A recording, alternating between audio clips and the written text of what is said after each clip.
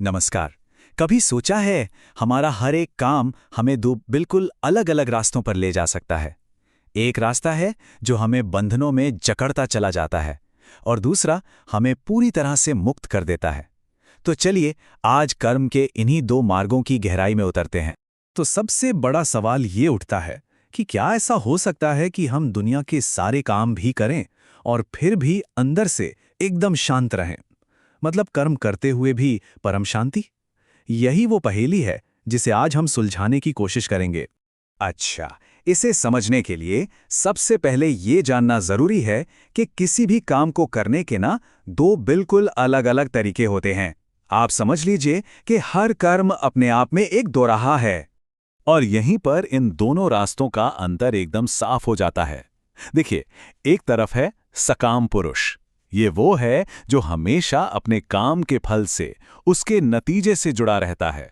उसकी हर प्रेरणा किसी इच्छा या कामना से ही जन्म लेती है और इसका नतीजा बंधन। और फिर दूसरी तरफ है कर्मयोगी, जो फल की चिंता किए बिना कर्म करता है। वो सिर्फ अपने कर्तव्य, अपने स्वधर्म से प्रेरित होता है और उसे क्या मिलता है? परम शांति। तो चलिए पहले रास्ते को थोड़ा और करीब से देखते हैं, आसक्ति के बंधन को। आखिर ये कैसे काम करता है? कैसे किसी फल की इच्छा हमें एक ऐसे चक्र में फंसा देती है जिसका कोई अंत ही नहीं है? ये ना एक मजबूत जंजीर की तरह है जिसकी कड़ियां एक दूसरे से जुड़ी हैं। देखिए, शुरुआत होती है एक छोटी सी कामना से, फिर यही कामना उस काम के फल, उसके रिजल्ट के साथ एक गहरा लगाव पैदा कर देती है। अब जब इस लगाव के साथ हम कोई काम करते हैं तो उसकी एक गहरी छाप हमारे मन पर रह जाती है और बस आखिर में यही छाप हमारे राग द्वेष, हमारे मानसिक क्लेश की वजह बन जाती है और हमें जकड़ लेती है। तो सवाल उठता है, क्या इस बंधन से निकलने का कोई रास्ता भी है? जी बिल्कुल है। और वही है हमारा दूसरा रास्ता, त्याग से मिलने वाली परम शांति का मार्ग। और इस पूरे रास्ते का जो सार है ना, वो बस इस एक पंक्ति में है कि कर्मयोगी कर्मों के फल का त्याग करके भगवत प्राप्ति रूप शांति को पाता है। और यहाँ एक बात पर ध्यान देना जरूरी है, ये कोई आम शांति या सुकून नहीं है। ये एक बहुत ही गहरी, एक आध्यात्मिक स्थिरता है। लेकिन हाँ, एक बात हमें समझनी होगी, ये कोई जादू की छड़ी नहीं है कि घुमाई और सब ठीक हो गया। नहीं, ये एक बहुत धीमी प्रक्रिया है, एक साधना है। जब बिना किसी फल की इच्छा के कोई सिर्फ अपने कर्तव्य का पालन करता जाता है तो धीरे धीरे उसका अंतःकरण, मतलब मन और बुद्धि, शुद्ध होते चले जाते हैं और इसी शुद्धि से परम शांति का अनुभव होता है। तो अब सोचते हैं कि जो व्यक्ति इस अवस्था को पा लेता है वो होता कैसा है?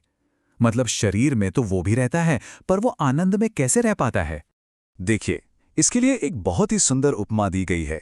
शरीर को एक 9 दरवाजों वाला नगर कहा गया है। जरा सोचिए, हमारा ये शरीर एक शहर की तरह है जिसके 9 दरवाजे हैं, 2 आंखें, 2 कान, 2 नासिका और इस तरह से।